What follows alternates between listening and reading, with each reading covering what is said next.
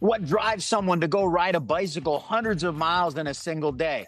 And how did a kid from a town of 200 people on a farm in central Illinois end up on a mission trip in Guatemala and eventually in Salt Lake City, Utah? Today on Stories Behind the Door, we have the Chief Strategic Officer of Extra Space Storage, Noah Springer. I'm really excited for this one tonight. Welcome to Stories Behind the Door. He's Noah Springer. I'm Thaddeus Campbell. I'm going to give a shout out to our sponsors very quickly, my friend Wayne Woolsey and the team at Kiwi 2 Construction. So grateful that they support the podcast as our sponsor. You guys can reach out to them at kiwiconstruction.com. As always, Noah, first and foremost, thank you so much for agreeing to come onto the podcast. I really appreciate it. Thanks for having me, man. I appreciate you reaching out, and I'm happy to be here. Listen, we got introduced at the SSA show. I'm ashamed to say I didn't know who you were at the time. A very good mutual friend, Tony Artizzoni, introduced us. And so I was really glad to make that connection and excited to pick your brain. The podcast always starts out with the same question. Storage is such a niche asset. Nobody ever goes to college like, hey, I'm going to go dominate the self-storage industry. Tends not to be people's chosen career, but such an amazing industry. So I'd love to hear the stories of how people got involved. Yeah, so depends on how far you want to go back, I guess, right? Go back as far as it takes. Go back as far as you want to go. All right. So I grew up on a farm in central Illinois and a very small town, White Heath, Illinois. Look it up. I think it's like population under 200 people, right? Very small.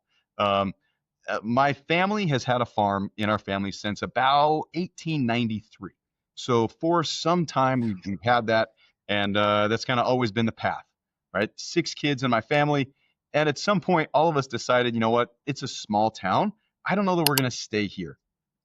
I moved to Guatemala when I was 19 years old and lived in Guatemala and served a mission for the LDS Church. And when I did that, I came back and said, you know what? After having been in Guatemala, I've decided I'm probably not going to stay on the farm and stay here. I'm going to go do something else. I knew a lot of people in Guatemala that lived in Utah from my experience there. And decided at that point I'd move to Salt Lake because it was a change and something different.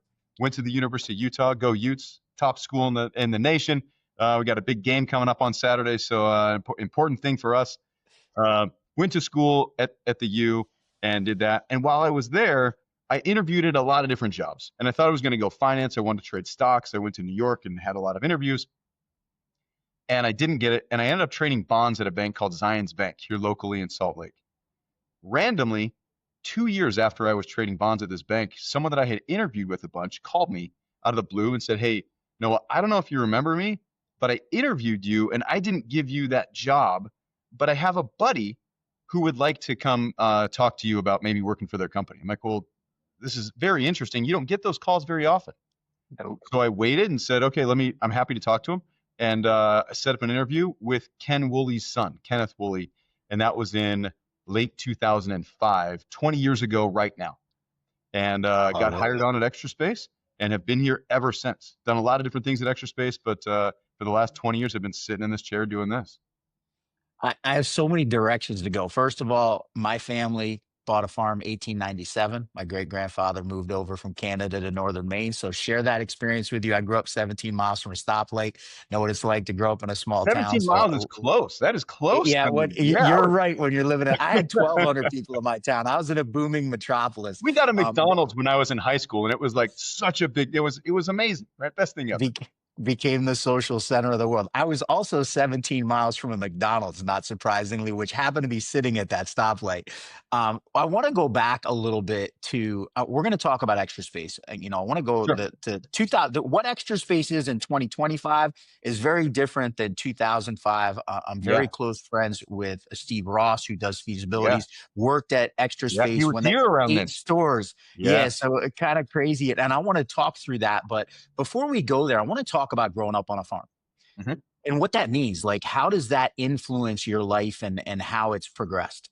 Yeah. So what a cool thing to have, right? So number one, times are a little different. So there weren't phones. We didn't have TV. I was the remote, right? I mean, my dad telling me, hey, channel 2, never mind, back to 4. I mean, it's those kind of things. It isn't like you're growing up with a lot of stuff, right? Farmers aren't typically the highest compensated people in the world, but it was a good place to grow up. It was fun. It was fun for me to go out in the summer and the winter and be gone with our dog. We had multiple dogs named Jake, the black Labrador, and we'd go out all day and play, play guns in the gullies and hang out and be out there with my brothers and our friends. Um, you grow tight as a community. You grow tight as a family. You don't have a lot of stuff. There weren't, we didn't have cable. I remember at one point we went on a vacation to Chicago, and I thought it was so awesome because we got to go to Chicago and there was cable in the hotel. I'm like, this is amazing. We can watch TV all day, right? Um, we didn't have a Nintendo. There wasn't much, and so you're using your imagination. You're coming up with different ideas and different things. Um, but at some point, it also felt limiting to me, right? When I was probably in eighth grade, we had to do an assignment where you take the newspaper and go through and find jobs and find different things. And we didn't have a subscription to the newspaper, and so I was able to borrow the Wall Street Journal from the school, and I used that, and it was such a fun and neat experience to me. And I remember sitting in the back of our big van. Remember those big conversion vans? And well, my mom was driving to somewhere, and I looked at it, and there was a job in there that said CEO, $100,000 a year. I'm like, oh my gosh, I can't believe people make this much money. This would be amazing to ever have a job, something like that. And a business would be so cool to have and run a business. Most people in my town are farmers or work at Jiffy Lube, or it's more blue collar, which isn't a bad thing. It's a great thing, and that's what America's built on. I just wanted something different, and so I ended up kind of going down that path. I want to kind of go back to the trip to Guatemala. You mentioned the LDS and going with the church. Yeah. I, in fact, grew up about 10 miles from where the Mormon church was founded in Vermont. So it's kind of Okay. an Yeah. interesting tidbit of my Yeah. childhood. Uh-huh. But that courage to leave home, to go at 19 years old, to travel out of the country and go somewhere. And then, even after that, moving to Salt Lake City from a town of 200 people, where does Noah Springer have the gumption to go follow that path? Where did that come from? Yeah. So number one, you have to understand about the LDS Church. This is a great thing to do. Number one, right? It isn't for everybody, but for people that can do it, it is a great thing to take a kid off of a farm in central Illinois and drop him in Central America. Uh, I got a D in Spanish in high school. It wasn't like I was, the smartest bulb in the world, but it did allow for me to say, okay, you need to figure this out. To be there and say, learn what you need to learn to be able to get through life gave me a level of self confidence that I don't know that I would have gotten anywhere else, right? There is a sense of safety in the Mormon community of going on a mission, that you know that you're probably going to do that if that's what your family has kind of pushed for you to go do. And for me, it was. My sister went to Argentina. I went to Guatemala. My other brother went to Oakland speaking Cambodian. I had another brother went to Southern California serving in like Laguna Beach. Right. So kind of depends on where you go. I have a son that is doing this right now, and it's an adventure. It's hard. It's one of the hardest things I think you do, but it gives you this sense of accomplishment that I don't know you can get anywhere else. And for me, it was definitely a life defining moment. Talk about how the role faith plays in your life now and with your business, and how do you intertwine those two things? Yeah, it's a good question. We're at a public company. We're here and we do what we do for shareholders and for the people that own the business. But at the same time, Extra Space has been built on values from our founder all the way up, from the bottom to the top. Integrity, how we treat people, who we are, is extremely important at Extra Space. I think if you go around the community, around the industry and ask about Extra Space, they will say that, right? It feels different here. That is a similar kind of thing that I think and I hope that people have in their religion, to say you aren't going to take what necessarily your belief is into your business, but you can take those values. And I think that's really, really important, that you can take honesty, that you can take integrity, that you can take the golden rule and some of those things along the board and say, this is an important thing for us, right? And Extra Space is built on that. I'll say this, that in everyone I've talked to that knows Noah Springer, I've heard those things repeatedly, right? Mitch Feldman's been on the podcast. Tony Artizzoni, who introduced us. Was talking to Brett Henry yesterday, who's been on the podcast. All have amazing things to say about you, and the people that I know in the industry that do a lot of business with you guys, especially through the third party management side of it, speak extremely highly of you. I will say this: over the last couple of years, this is something I wanted to talk to you about, and we've discussed the kind of the discount strategy and the ECRIs that have become a part and parcel of the industry over the last couple of years. Maybe some blowback against Extra Space, kind of people feeling like you guys were the root of that. And so I'd like to get your take on that. As the CSO of the company, as a chief strategic officer, where did that policy come from? And what do you guys, what was your reason for wanting to pursue that strategy? Yeah. We just went through a lot of different things there. So I'll hit We did for sure. We can go wherever you want to go. So Extra Space, one of the best things about Extra Space, and the most important things about Extra Space is our size and our data that we have available to us, right? It is really, really hard to be able to price, promote, lease up a store. It's a tough thing to do. Extra Space has opportunities to look at every test that we can look at and say, what is best for our company, for our customers, for our shareholders, and our partners. An important thing in Extra Space is that you remember every one of our stores is an Extra Space. It doesn't matter who owns it. It doesn't matter which one you walk in. It's an Extra Space. So everything we do is kind of on a ubiquitous level of being the same thing. We look at those strategies and we say, what's best for our business? And then we price appropriately based on that. We don't have a pricing or occupancy strategy. We have a revenue strategy where we can have the highest revenue. That's the most important thing. And we push that as much as we can. Is it safe to say that coming out of COVID and the boom that happened as we started to see a little drawback in occupancy, discounting pricing to a much deeper level became part and parcel of that strategy? Yeah. Can I chop that statement up a little bit? 100%. Chop it up as much as you need. Pricing and discounting is what I want to make sure we talk about differently, right? So we can have lower prices, but not necessarily have a concession or a discount on that. In COVID, we had an interesting thing going on. Remember, before COVID, we had a lot of supply come into the market. A lot of people were building.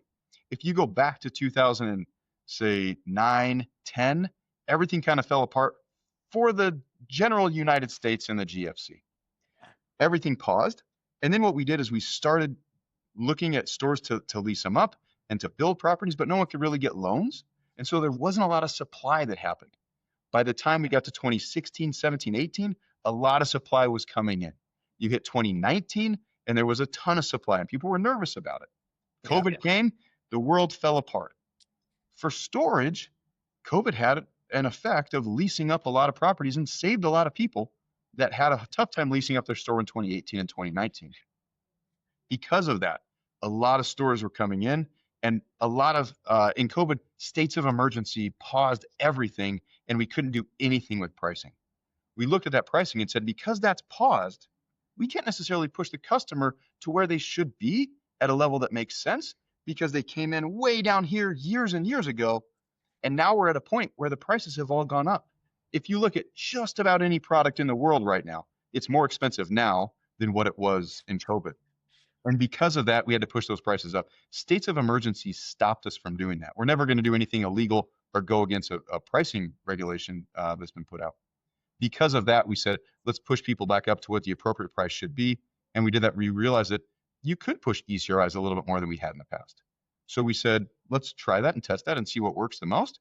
And as it's worked, we've used it appropriately. I have not heard that explanation before, and quite frankly, makes perfect sense. So I obviously know that how COVID affected. Backstory. Yeah, and that's why I was so excited that you agreed to come on, because I've talked about the other side of that story, and obviously as a journalist and somebody that believes in fair media, I want to make sure that we hear. Obviously, Extra Space has gotten to a place. You guys don't manage and own 4,000 plus stores because you make really dumb decisions on a repeat basis. I hope it not. tends to be something that is the culmination of intelligent decisions. I want to go back to, I talked about this earlier, to 2005. Noah Springer joins Extra Space. not 2,000 stores. I don't know how many stores exactly you had when you joined the company, but the kind of growth you guys have gone through has Mhm. been monumental. What do you credit that to? And how does a company grow that quickly and still be able to maintain the kind of respect in the market that you guys have been able to? Yeah, so again, I would probably take this back to culture and what's so important with that, right? Every company has a feeling. When I joined Extra Space, it still feels that same way. And we talk about this often inside our company, and people have come to me. And in 2005, we were nervous about it. If we continue to grow, how do we keep this culture? How do we keep those values? How do you keep a focus on that? And as we push that, people in 2005 still remembered Enron and what they said about their values and said, okay, are they really living that? It's really important that we continue to live that. The cultures and values at Extra Space are so important that every time we hire a new person, we look at this and say, do they embody what we're trying to get to? And eventually you can kind of have that culture and value be more in your company than less as you grow. So every new person we bring on, we try to make sure that that's instilled in them. You can see this at the store manager level, at the district manager level, at the level here in Salt Lake, at the pricing, at the marketing, every single side is important that they have that culture. Now, why did we grow? That's a basic tenet inside Extra Space. I don't think we've ever for 1 year said, let's just pause for a minute and catch our breath. We've really tried to grow. In 2005, I came on when we had just bought Storage USA. And Storage USA was a company we had purchased that kind of propelled us from being down in the mix of storage operators to the second largest operator in the country. And in doing that, we had to really see who we were going to be and what it was going to be. And when that happened, we had brought on a bunch of franchisees. And Storage USA had a great program. Carol Shipley, shout out to her. She did a great job setting up this franchise program inside of Storage USA. And when they did that and we bought them, we had all these franchisees that we had to decide what we were going to do with them. Do we keep them? But we also were large partners with Prudential Real Estate, who has been a great partner for us this whole time. And we decided at that point, let's just buy out all of these small individual partners and only deal with these large financial partners. So my job to come on was to buy out these individual smaller partners that we had. And we did. At the time we had about 70, and over a couple of years, we bought a lot of them and we got down to about 30 stores that we had. And then we decided, you know what? In 2007, 2008, let's actually grow this program. Instead of deleting it, let's increase it, manage for other people, increase our scale, have an opportunity to potentially buy and see what else we can do. And I think that's an important thing in Extra Space that we see over and over is let's take competition and make it an opportunity. Let's take people that maybe are doing something different and listen to the market and say, what does the market want? What can we add to this? Not just push on it what we think it is, but use our partners and use the people and use the industry to say what's out there that we can actually add to and hopefully do something well. And this transitions into another question that I was going to ask you, which is obviously you guys have gotten very heavy into the lending side of things. That's Yeah. clearly been a strategy that you guys have employed over the last few years. I would argue that you've probably done much more lending than you've done acquisitions over the last couple of years. Certainly seems like that from the earnings reports I've looked at. What led to that strategy, and how do you employ that? I'm interested to know in order to create more partnership with the people you're lending to. Yeah. I don't know that that stat's right. I don't think we've done more loans than we have I could be clients. completely wrong. Yeah. So I You would know your business way better than I do, but what have we done? Yeah, I'll kind of tell you what we've done. It was probably 2018. The market was telling us there isn't a bridge loan program. People were getting construction loans, and then there was a gap between when their construction loan rolled into a mini perm, and then they had, okay, what are you going to do? The store wasn't leased up yet, and and it can take years to lease up a store. The banks weren't giving them the proper value, and there to get to their term loan, there was a gap, and they weren't getting the value that they needed. We looked at this. We had a lot of partners come to us and said, hey, this is the product that we want. It's just not there. So we said, okay, what can we do for our partners to get it there? And created this program. We've since done about $3 billion in bridge loans. We hold about 1.45 billion in bridge loans on our balance sheet. So once we do the loan, we take that loan, we divide it into two pieces. There's an A note and a B note. We can sell off the A note. We have great partners that we sell those to, and it's worked out really well for us. of course, the merger with Life Storage by itself is more than 3 billion. So I guess I kind of overshadowed that little piece of it. That was a $15 billion, I forgot about. Slightly more than the bridge lending program has been. The question I want to ask about that is how do you guys manage? Obviously, when you lend to somebody in this program, you then require them to use Extra Space as their Yeah. third party management. First of all, why that requirement? And then the second caveat to that is how do you balance that, right? Doing what's best for that particular store as the management company. You talked about being ubiquitous. They're now a part of Extra Space. At the same time, you have to, you have a vested interest in the financial side of things. How do you make that balance? Yeah, it's a good question. Every partner asks this every time we manage their store or lend on their store. And this was a question at this point, 18 years ago, that people would ask, and they would say, well, how do I know that you aren't pushing rentals from our store to your store, right? This is an important piece in what we do. And it's important that every partner trusts us. It's impossible to have the program that we have, to add the number of stores that we've added, and have people look at this and say, "Oh, I bet that they're stealing some of my rentals." Not a chance. This partnership and how we manage stores and how we joint venture stores would disappear in a second if that's what happened, right? So our partners have to understand and trust us with that. We have partners, I'm sure, that go into our properties and they call our call center and check it and make sure that it works that way. But every single one of these, we call them partners because we feel like it's a partnership. And Yeah. you know what's kind of interesting and fun, Thad? It was a couple of years ago. I was in Kima, Texas, right? And I like to go to our stores. It's fun to go to stores.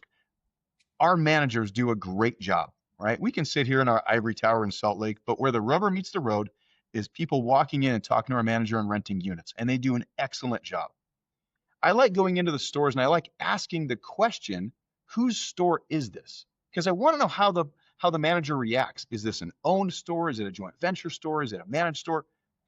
And I walked into the store and there was a woman there, our manager there, and I asked her, hey, so whose store is this? And she looked at me a little confused and she was like, this is my store. This is my store. And I'm like, that is the answer. Take ownership of your store. Run it like it's yours.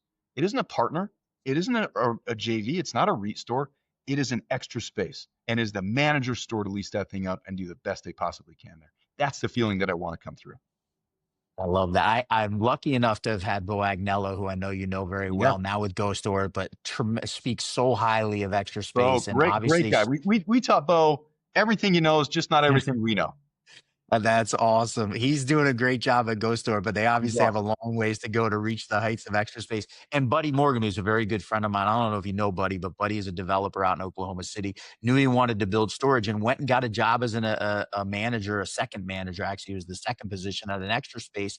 And speaks so highly of what he learned, working for you guys. So, Yeah. I can confirm from the people I know that what you're talking about is not hyperbole. It's how the people that I know that have worked for your company feel about the company. I I want appreciate that. And I appreciate people being here and going other places. And we have friends across the industry. And I really feel that way. I mean, look, you have Ken Woolley, who has been in Source forever at almost every single show. You have Joe Margolis, our current CEO, that goes to almost every single show because the industry is important. And having friends and colleagues and people out there is important to us. I'm lucky enough to work for Barry Sherman, who has been friends Love the with guy. Ken Love Woolley Barry. Love Barry. has been in the industry from the beginning. I'm very lucky that for some reason he decided to mentor me and pulled me under his wing. But it, speaks to, and I guess this is a really good question to ask you at this point. I've been in a lot of industries. I'm 52 years old. This is my fifth different career path. Nothing like I've ever seen in anything Yeah. else I've ever done, the self-storage industry. What do you think it is about storage that lends itself? Because that seems to the Barry Shermans and the Joe Margolises and the Ken Will, those are the norm in this industry. This Yeah. is not the exception, it seems. Yeah. Why do you think that is? Isn't it interesting? You know what? I'm not sure because I've only been here. But ever since I got here, I've known I haven't wanted to leave, right? Yeah. And a lot of it is because of that. When you take our partners, when you take the shows and the people that we're with, when you take our managers and it's a friendly organization. And I've really enjoyed that and like that about this. right? What is it? I don't know. There's something in the water at every one of these sword shows that Tim Dietz is pouring in there that makes everybody nice. And I'm not sure what it is, but keep pouring. Hey, like you, I've only been in the industry for 4 years, but I'm not going anywhere for the rest of my life because it's unlike anything else I've ever been exposed to. So, one more business question, and then I want to flip back to the personal side of things a little bit. SB 709 out in California. I don't know how familiar you are with the Yeah, legislation, but we're very familiar. I had hoped you would be as the CSO of Extra Space, but I didn't want to. I didn't want to make assumptions there. Um, what do you think of the bill, first of all, and then how does Extra Space deal with the repercussions of it? And I guess what do you think the repercussions are? Yeah, I think as you look at this, what is it? Number one, it's important that we provide a good product to our customers, right? Let's not try to say that the you can charge one thing or disclose one thing and then have something else. You can have a good product. That's number one, important that the customers have that. Number two, you have to have managers and a lease and a setup that is disclosed properly to everyone that comes in to rent units. And that's an important thing. So SB 709 eventually turned into a more disclosure bill, which I think it wasn't a bad thing. I think it's an important thing. We're growing up as an industry, and there's a lot of different operators out there. There aren't just the REITs, but there's other operators, and the majority of operators are small independent operators that need to make sure that they're doing the right things, the same as us. And so we want to make sure that the disclosures are right. To be honest with you, it didn't really affect us very much because most of our disclosures were already set up in a way that it followed SB 709. Will things continue to look at that? Sure. Prior to you getting in the industry, it wasn't a question on disclosure. It was things like what happens with auctions? Are auctions done properly? And are people given that correctly? So I think every industry probably goes through a maturing. And as we look at that, we need to make sure we're doing the right and proper things for the customer, and doing the best you can for the business.